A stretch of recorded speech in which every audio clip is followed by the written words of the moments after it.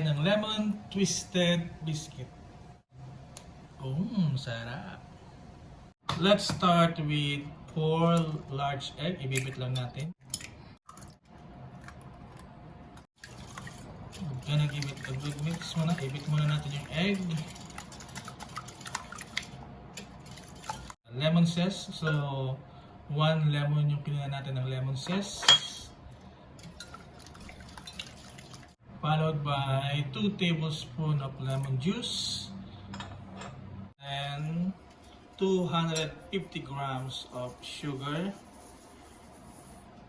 25 grams of melted butter, unsalted melted butter. Spoon of vanilla. You can use vanilla powder. And you also need 2 teaspoons of baking powder. This time we can add 500 grams of salt rising flour. Ito yung combination ng all-purpose flour, salt, and baking powder. Mix lang tayo ng mix.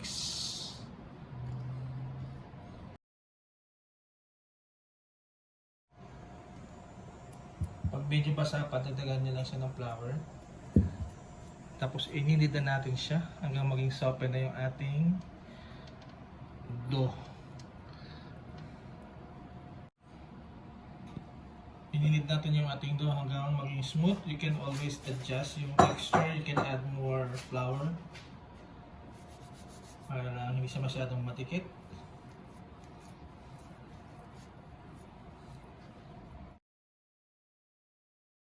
By this time, okay na yung ating dough and we're gonna cut it.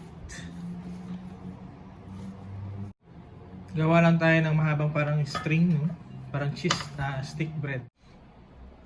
Dalawang mahaba muna at isang mahaba at saka nyo lang sila pagpatungo.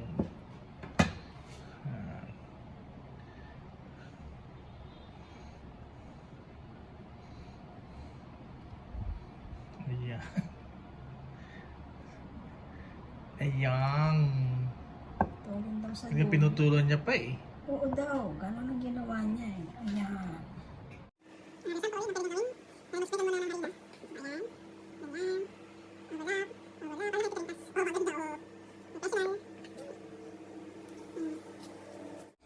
And we're gonna bake it for 350 in 30 minutes or more.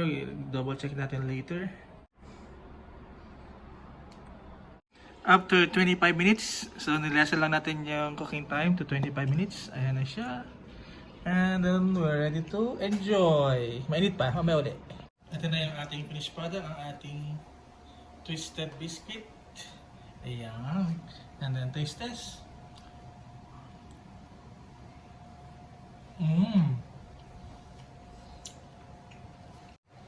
Nasa yung lemon, no? So, hindi siya nakakaumay. Siguro yung calamansi, mas ano pa siguro. Mas flavors po yun siguro, mas masarap. So guys, subukan nyo na yung ating biscuit. Pwede siyang pambaon. Ayan.